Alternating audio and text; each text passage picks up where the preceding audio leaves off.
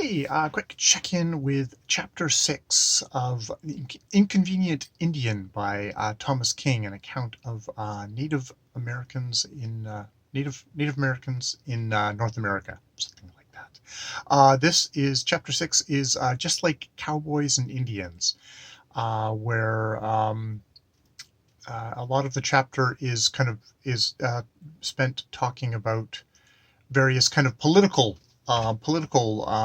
efforts made by Native Americans, both agitation within in the system and without the system. Um, Noting how that a lot of that was suppressed at sort of the beginning of the history, that it was actually outlawed by the various governments, that you know they weren't going to let you organize. It's something I actually came across in West Beyond the West, Gene Barman's history of British Columbia, where they banned Native being able to raise money for working on kind of land claims and stuff like that. A Native person wasn't allowed to ask for or receive or funds for this sort of thing. So cut off funding and just basically stop altogether. King noting that a lot of the organizations that were within the system were like, yeah, let's try and use a legal system, which King is pretty good at demonstrating has been conclusively used against Native peoples.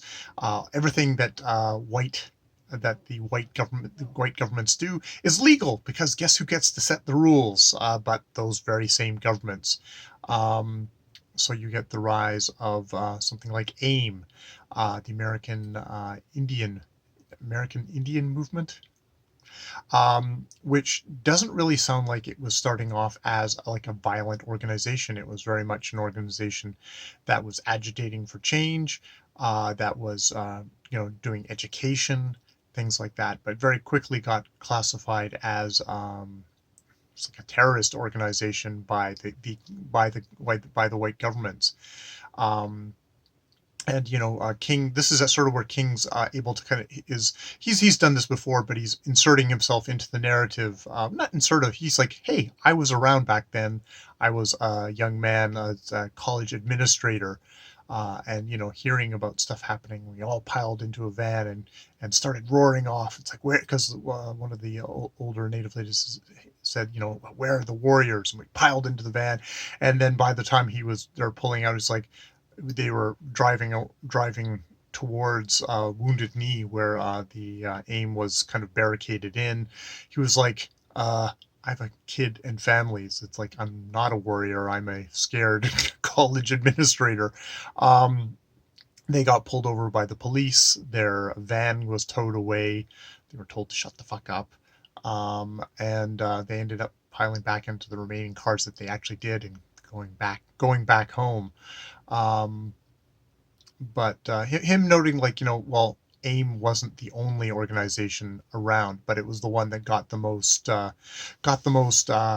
attention, probably because it probably feeds one of the narratives of kind of a white culture is, hey, angry natives being violent.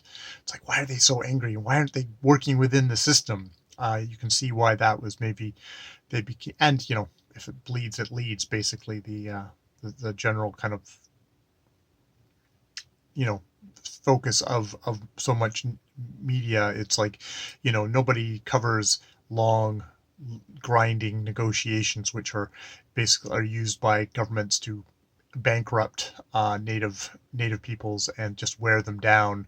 No, they want to have the thing where finally had enough and they barricade themselves in, and there's potential violence going on.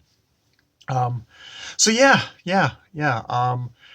Uh, so we're sort of getting that, and it's sort of the whole thing of it's Cowboys and Indians. It's putting the soldiers, the police up as the Cowboys, and Native peoples as casting them as Indians and stuff like in this thing. It's There's some interesting things here of like King saying, like, I was in New Zealand on a visitor visa, which is was just like 30 days until finally they noticed after a year that he was still there. It's like, you know, you can't be here if you're only on a 30-day thing and you've been here for like over 100 days now. It's like, well, I'd like to emigrate. It's like, well, you have to usually go out, do that, and it's like go back in, but we can see what we do. And so he asked him questions. It's like, oh, and national, race, and it was like Indian. Oh, we don't take Indians. It's like, and it turned out it was talking about Indians from India, and then it was like he was saying, oh no, I'm like, Native American Indian. It's like, oh, you mean like Cowboys and Indians, which is how we get this chapter. And needless to say, he did not get to emigrate to New Zealand, whether he wanted to or not, by that point in the conversation. Yeah, yeah. So that was that chapter. It's definitely kind of more systematic thing, and also just sort of this thing of like, we're well up into the 70s now, and um, it's sort of as a piece of what's come before it, of systematic oppression, of basically making it, don't like live Indians. We really like dead Indians. We wish you were dead. We wish you would go away and stop bothering us about these pesky questions about pesky again, pesky questions about land. Definitely the whole thing of uh, by both governments, Canadian and American governments, efforts to basically abolish uh, natives as kind of groups. The Americans did this by saying, "Oh, you're no longer, you can't hold land as a native tribe. You have to hold it as individuals." And all that, we've decided you only need this amount of land, and all this excess land we're going to sell off to the whites in the area, which is how they stripped off yet more land, like 60% of the land that was they had up to that point got stripped off, and like the tag along junior member, Canada, just after 4 years after the United States kind of gave up on this, Pierre Trudeau and Jean Chrétien, as the Minister of Indian Affairs, floated a white paper basically proposing the same stuff, at which point Native peoples came out in force against this, and the Canadian government, at least, was forced to back down on this point. Not to say that anything got better because of it, but they at least weren't allowed to do that. So yeah, okay, that's that chapter of the inconvenient Indian, and we'll go on with chapter 7 next. Just trying to get a little chunks in my head, in my memory, by doing these videos. All right, more videos later.